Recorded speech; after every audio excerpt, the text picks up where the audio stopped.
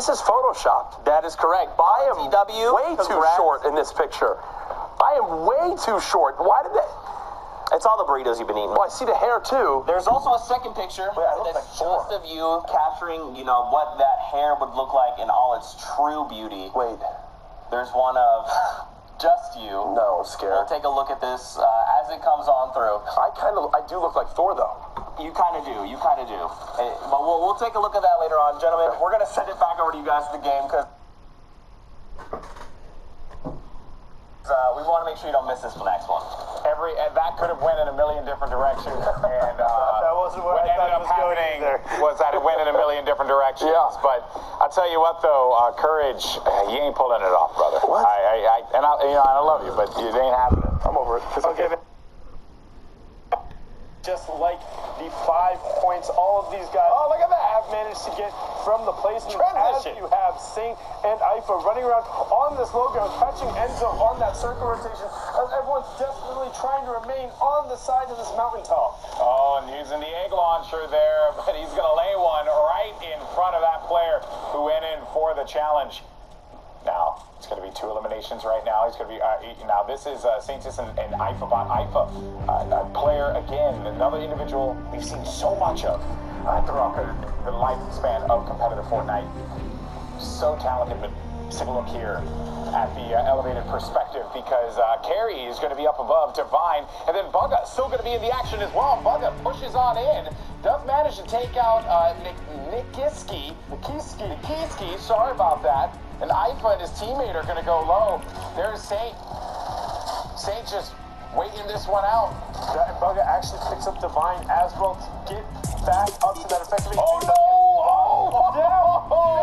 With the Galaxy Brain level grenade launcher, you saw him take the low ground. He tells you to take the L as he fires those Easter eggs on up. He said, "In Happy Easter Sunday, you get to fall." Man, one could say he approached that with an egg brain. Dang it. We're not even going to acknowledge that. We're going to go right on into the next. I can't run it without poops. You see, our current Elim leader is Rogue Morgasi.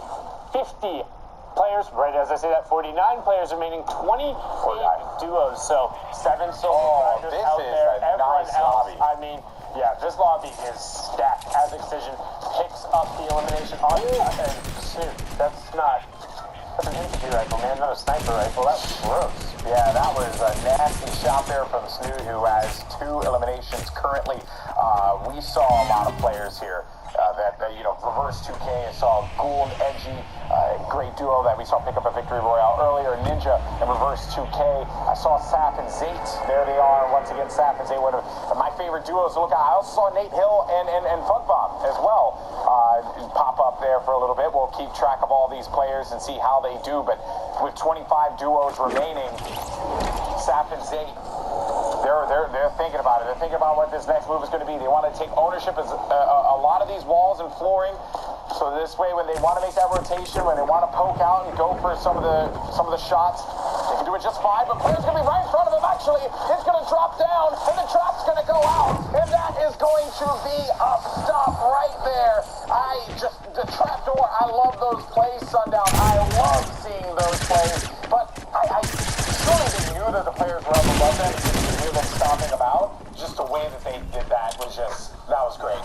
Yeah, really unfortunate for Aguilar and Zero going down there. Generally, what you look to do is replace all the walls on a certain level, and then you can either, what you saw is break the floor and try forcing an edit down, or you can just edit all of the side walls in order to knock them down, as Trick gets a fantastic edit piece there to pick up Enzo and U11. Great work from King Trig and Ghost Ryan, who I want to shout out a little bit. Ghost Ryan, another one of the young grinders who's been out there for a long time. And King Trig, if you're a little more familiar with the content creation side, he's been out there and grinding and was just outside of that top spot last week in terms of qualifying. I believe he was 8th on NA East from 6 spots, so really good to see him performing here again as well. Definitely a World Cup final hopeful, as you see Nate Hill dropping out in the storm to utilize that launch pad and get over to the next rotation. He does manage to get on top of some players here. He's going to tag him for 100 blue, goes into this, but drops down, and will hurt was going to be a very painful drop there for Nate Hill. That could have gone south very quickly, but Nate managed to regroup, regain control, and pick up the elimination. We'll be right back into the swing of things here. He is Aegis and DK Mango right next to him, but we're still going to remain with Nate Hill. See how he plays this one out. As far as the build goes, I'm sure you'd like to be able to upgrade that SMG as well, but for the time being, he's going to be more focused on surviving here and not running into any players. Yep, looking to just stay towards the outside of this rotation. If you look in the bottom right, since we are by Lonely, not a ton of variable terrain. Finds Keys with a great 200 pump to the back. And that was an edit that he just disengaged from defending and wasting the resources for too long and happened to just stumble upon the player that was right in front of him, thus giving him some more shield and some more added protection. Nate Hill right back in this. Yeah, and now we're into the top 15, so those placement thresholds coming at 15. There you go, top right-hand side of your screen, 11 through 15 gets you the 3 points. Next two come from 6 to 8, 4 from 2nd to 5th, and the victory route is worth 3 for 10 cumulative, and each elim being worth a point. So Nate right now on this basically fantastic solo effort, coming out with 4 elims and the top 15, already 7 points for him. And look who's on that ultimate high ground, GB. Scary territory here for everyone in this lobby, because when Saf and Zane have that control, there are very few players that could stop them. This is going to look really good for Saf and Zane if they do manage to secure these. But the work is not done yet. A lot of talented players are still going to be in this fight. You have Ninja down low, DK Mango, Reverse, 2K, Sid's Lucky, who we've seen pop up quite a bit. Fume, I've seen his name a few times. Triumph. DK Mango pushes on in. He's going to get beamed out by Latency. And the elimination coming in. Reverse 2K is going to be out of the fight as well. Ninja still in the game, trying to keep it going for his duo. You got King Trig that's going to be right next to him, as well as Ryan, and Saf drops low. Oh, apologies on that one. I could have sworn I saw Saf drop low, but he still should be in that high ground position. You never know in these crazy moments, Sundown, what's going to happen. It does get so incredibly tense as we're getting to that last placement threshold. Ninja trying to find some room on the tarp, has a ton of mats and the heavy sniper as well. So now he's getting towards that front side of the circle. Nice play. Great pump shot there, making sure he maintains the edit priority, and then going out to try and chase, but can't quite find it. Now, your Fume and Sizz Lucky, as no, they are separate, so those are 3 solo riders there by Ninja. Otherwise, it's 2 duos, and you see him trying to find the pump, push with the heavy snipe, knows the players there, but honestly, getting to the top 5 for the solo rider at this point has been very impressive. Great shot going out, but can he convert? A little slow on that swap, and needs to grind it out and gets it. Great job to stick with it, covered back. This is rough. Will he be able to get through, though? This is rough, Sundown. Saf knocked one for him, giving him a little bit of space to fly out the other side. And that was going to be Ryan, who was at the mid-ground there, going to pop those minis, get back into this fight, potentially. One elimination could bring him up to a decent amount for the health here. Just has to play this one out smartly, and he's going to get eliminated by Trig. But Trig, very well done from him. And Zane's going to be down low now. It's going to be 3 duos left alive, but Saf, the lone gunman, standing for his duo because his teammate is going to be out of this one. Sizz Lucky and Trig. Trig's going to be in the mid-ground. Saf over in that ultimate high ground. And Sizz Lucky, he's actually going to see him right in front. Trig is going for it. Trig continues to own that safe zone there, but it's continuing to tick away. And as far as health goes, Saf has that life lead. Campfire and bandages. He has campfire and 13 bandages. Saf can just drop the campfire and run back. If Sizz Lucky doesn't find him, he's shooting the base. To knock him. It doesn't matter. All Saf has to do is run around and not get dropped, which he does no problem there. Coming out from Saf, brilliantly executed. He's played that high ground so many times to know he has the utility and the bandages, has the health lead, seeing the players fight. The only thing he had to worry about was if the siphon had come out, but honestly at that point I'm pretty sure he knew he had it. Even then, you're just, I'll say it once, I'll say it again. That's that squeaky bum time, okay? That's what that is, folks. And sometimes it really do be like that. Now, that was a great game, though. It was incredible. Now, jumping on in FA Diablo's is that Elim leader sitting on 3 currently. You have Impact Smack and Impact Bravo. No Elims to their name yet, but still 50 players remaining. 27 good. Right as I say it, they find a great knock on the Glow and Navy Snook. He's going to drop out of the lobby. They saw the brick being a little translucent, which gave them the cue that the attention was being ripped away to another player, was being actually focused, I should say, to another player. So they decided to eliminate that cover, go right for the elimination. And then we got Bumpa and Strugs here. Bumpa, who tweeted me today, made me feel bad about some statements I made earlier. It's okay, Bumpa, we're friends, we follow each other now. He's still very tall. And yes, that is very true. He is the tallest person. Oh, those players outside, that's rough.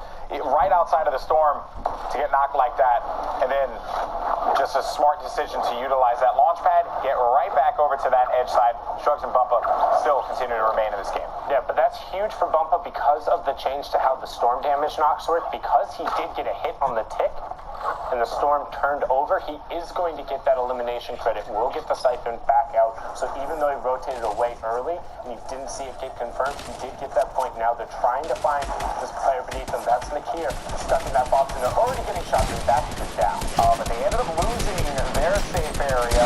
They should be able to rebuild right away. And join them, they only had, actually, I believe they had 0 eliminations when we joined in with them, but managing to pick up a few there, that's 3 points. This is a duo more than capable of being able to get to that top 15 to start earning points, but not if it keeps going like this for Strugs. Strugs is going to get zipped on out of there with Bumpa, courtesy of the Rift to go. Yeah, emergency Rift coming out there, and that's one of the things we talked about. When you convert on the elimination, it's not always the smartest thing to go and try and get that loot, because generally someone else has seen it thrown off. There was another player firing grenade launchers towards it, and the second you drop down, boom, you put yourself in that firing corridor. I don't know if you noticed, but messing around had made a really smart play. He ended up denying that launch pad right at the center. He built over it and then disengaged. And at that moment in time, you're thinking, well, is he just going to try and play back, maybe catch some of those stragglers? But another community launch pad will be there, and then he goes right back to his teammate Guy. But they're getting pressured on here. They need to be careful. Yep, he's back up, but also you saw him look to swap to that heavy second, catch the quick shot, but instead they're going to try and get that safe rotation. Now 34 players remaining, 21 duos, 8 solo riders out there, but great waterfall down, messing around, not messing around there with his builds, covering him and Gaga. Yeah, certainly isn't. That name, a little deceptive, but only 1 elimination. There you go, on to Ando.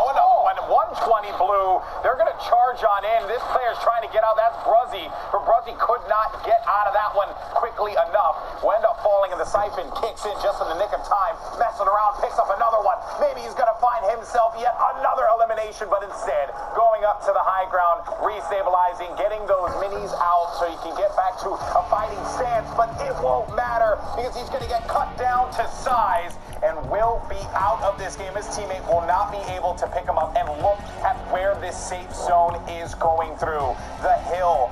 It's just very, very annoying to have to fight up that hill, build your way up, 90 your way in that situation, and then try and get to a safe area. Meanwhile, you got Smacked and Bravo that are in the upper level here, owning this territory. They were on that backside of the circle with the high ground, so getting that kind of double power position, able to just rain down shots as everyone else has to work upward. Now we're into that second placement threshold for points. 5 points coming out for everyone. Next one they'll be looking for is top 5, then the victory royale. But Smacked and Bravo are in a great position right now as 4 players are up in the sky. I wonder if they have any traps in case players try and get a little reckless, just like this right here. But he's going to disengage. They just continue to build up higher and higher. That was 71 blue that player got tagged for. And he's going to be stuck outside. I think I saw a player outside in the storm, but the waterfall down now. And look at that. Crucial 6.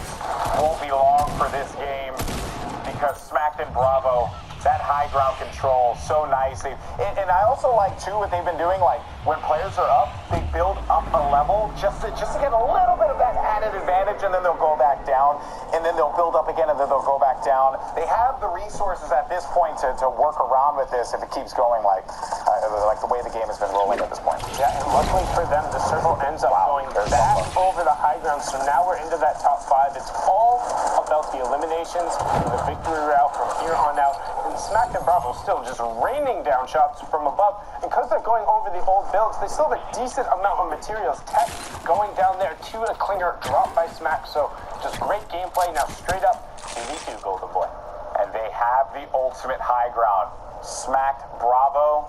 You have to be feeling pretty good about this, but Bravo's going to go down maybe a little divide and conquer strategy here, or just keeping tabs on where the opponents may be. It's going to be Voyle and TJ. A good old-fashioned 2v2. Still maintaining the high ground while putting that pressure onto them, forcing them to have to continue to build on out.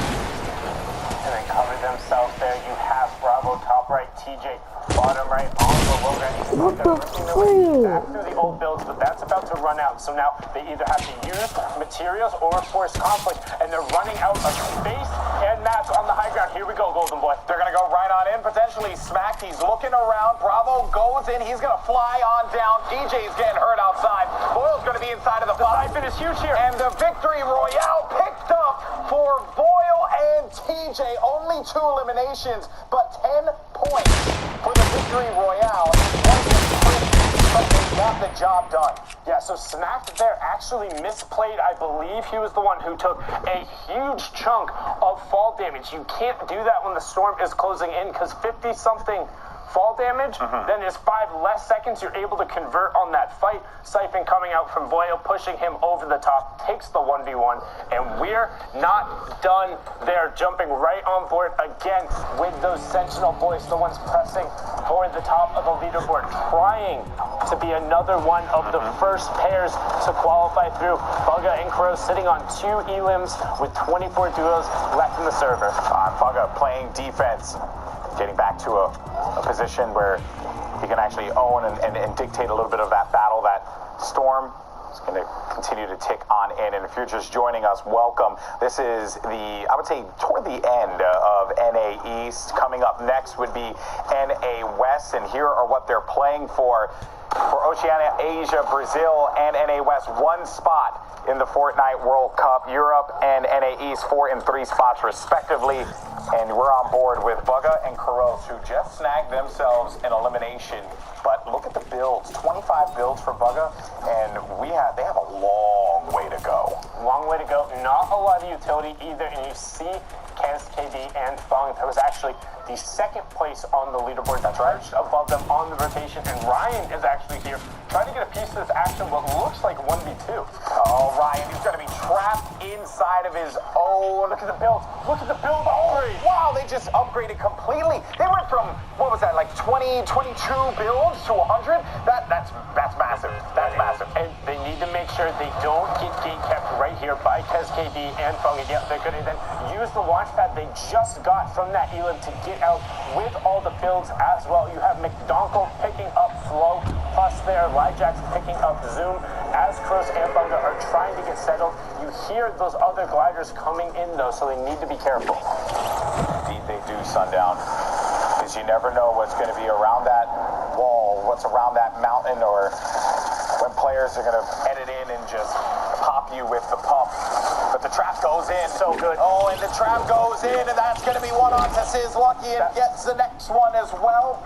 Karos is going to follow up with the elimination there, and that means more builds that they should be able to get, but Karos needs to be careful. Doesn't have a lot to work with. That was absolutely amazing by Karos. I'm not sure if you saw what he did there, but the player tried to push through with the heavy snipe and was able to do it, and then he re-edited the cone to throw the ramp in the face, jumped at the same time, put a trap on the wall to his right, and then re-edited the cone again so the player couldn't exit through the wall, and then he walled him back in.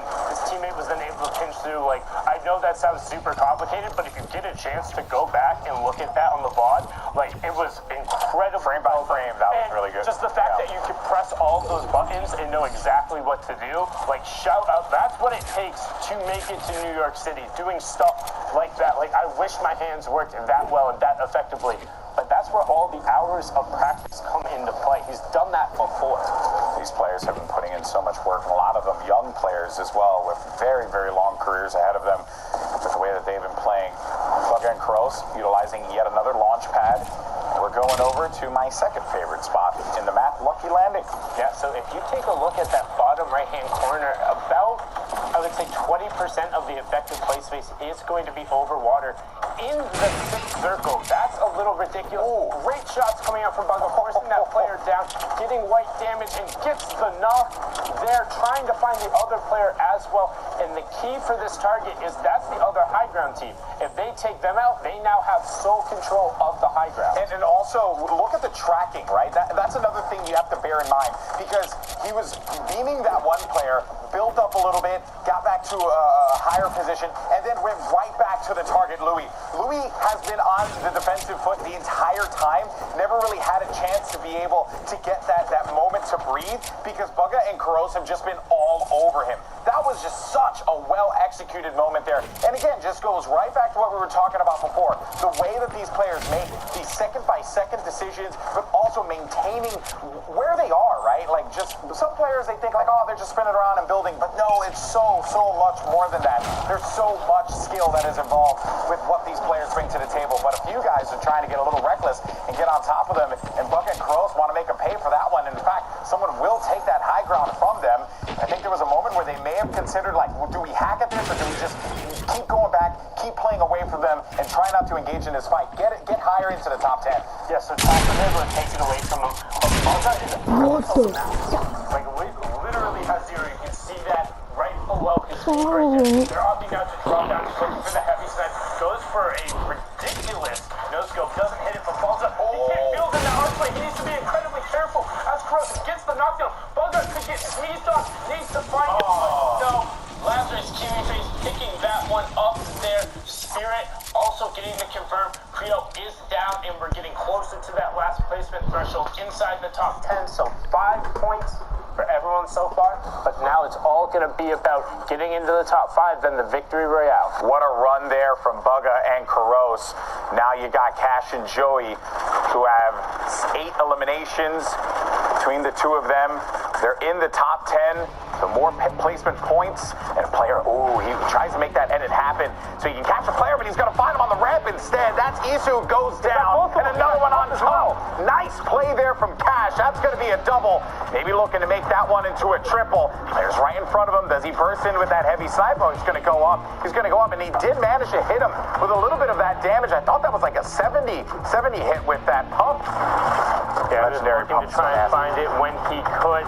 Trying to get the shot out. Great pickup on wow. Doesn't quite get the siphon fast enough. Now we're inside the top 5, so 7 players remaining. Fung and Kez KD, we saw they're in the second place up on the ultimate high ground as that other player takes out. You have Pat on the mid-target.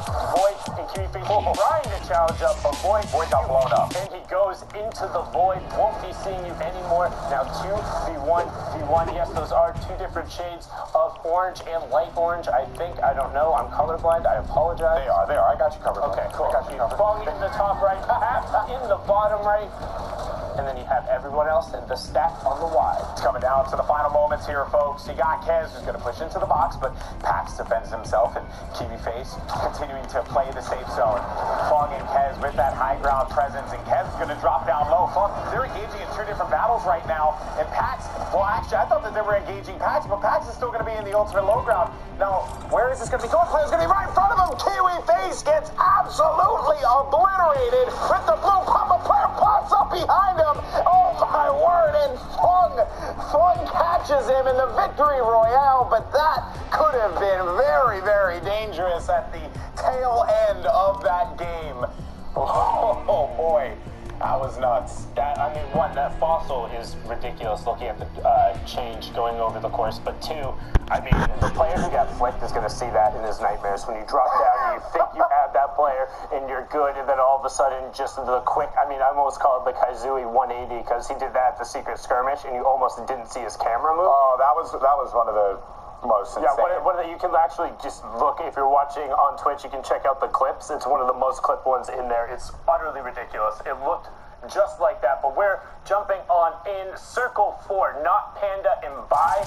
Revy, unfortunately, already gone down, so Panda, one of those solo riders out here. There's 6 others of them, otherwise everyone has their buddy. My fear at the end of that game, though, Sundown, was that they split up in a 1v1, and it does appear that was the case. You have to work with your teammate, but in that moment there, what a game that was, man. We've had some great games. NA East does not disappoint. Europe was phenomenal as well, and I know that we've been, I know we're going to take a look at some of the other regions here and the games that, the level of play that we're seeing between all of them. Oh, and that was our elimination leader who gets knocked down by Not Panda. Okay, great shot. Heavy Snipe versus Boombo. Heavy Snipe will take that away when it is the straight-up confrontation. Now you can see Panda trying to just straight cone himself, but this is what happens when you're on the edge of the circle. Yep, boom goes the dynamite, taking that one down there, but Panda intelligently disengaging over the side and adding an extra line of sight blocker, so that natural hill, you can't shoot through it. But I know he went down, though, so his back is against that storm, which makes his rotation difficult.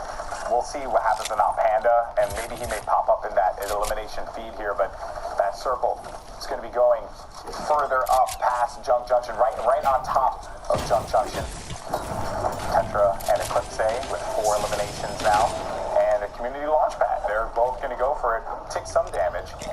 Yep, and Eclipse actually going to opt not to hit it, but there's Tfue and Cloak in their patented tunnel, making sure they have it all the way out as we jump on board with Hex Creamy and Dwindle sitting on 2 elims as we're now into the top 20, but Aspect taking out Billet there, so Aspect in this lobby as well, in perfect tilt. This is starting to get stacked, GB. Not surprised at all. These are players that are appearing in our top 10 when we broke down the standings the first time. And as these matches continue, you can expect to see that as well. That's white damage onto his row BBQ, and he has him for dinner. Nixay as well gets eliminated. That was a down there. That's 2 eliminations, but won't be able to stay alive. He went right for the loot. Gobble, gobble, gobble, but ended up getting eaten up. And we'll have to try again. Yep, now Gandhi and Teza being the beneficiaries of that, getting all of it. And we talked about it. Yes, you, and that's awesome to see all that wonderful loot. But I promise, in a duo competition at this high of level and this late, you aren't the only one firing at that player. You don't get an elim solo firing off. Somebody else is looking and they're waiting for you to go try and capitalize on it. Because all of a sudden, if you go and run for that loot and you're beating that little goblin who wants everything in your backpack and you want all the mats, and then you go down, that other duo might end up with 2 or 3 duos worth of gear, and they're set for the rest of the game. Yeah, you basically just allowed someone that placement that could have been yours, but hey, right, you can't really cry over spilled milk in Fortnite. If you're eliminated, you just got to move on. Whereas Mia J and Prestivent, they're continuing on, and they have been tagging Shaded down low. White damage, as soon as you see that white damage, hey, you go for the shots. You know that this person is more paranoid and panicky than you could possibly imagine. Yeah, and the white damage indicating that they don't have any of those shields, which comes up blue and actually makes now a really cool cracking noise when it gets broken through. As Karsa cracks through right there. Now we're jumping on board with Tfue and Cloaksy from FaZe, popping off those slips, but also starting to get limited on builds. They just did a 50-50 split, I'm assuming, so probably about 50 builds total for the 2 of them, but good pressure now coming out, and might have been a little bit of a miscommunication there, because it looked like they had pressure, but opting for the rift. No, there were 3 players there. I think someone else used that rift, and they may have gotten sucked into that. Gotcha. Okay, but now inside the top 15, so 3 placement points plus their elim, looking out for top 10 as the next threshold. You can see the format there in the top right, but Tfue looking for a spot to set his feet and begin fighting again. If he's going to be able to get into a fight. We have been on board with Tfue for a little while now, and he hasn't really had much of an opportunity to engage with anybody. When he's looking, he does see an opportunity now. He's going to throw down some damage, and that was some blue damage onto that player. And cracks the baller, trying to make they can pay. That player's going to go low. Cloak is getting pressured too. That was the player that he was shooting at earlier. He only has 7 builds, so he needs to be careful when he opts to use them here. Does work his way around the side. Oh, goes in for the attack. Perfect tilt. Can he get back to Cloaksy and help him? Shot does not quite look like it connects. Now Aspect picks up the conversions onto Masaurus and perfect tilt almost into the top 10.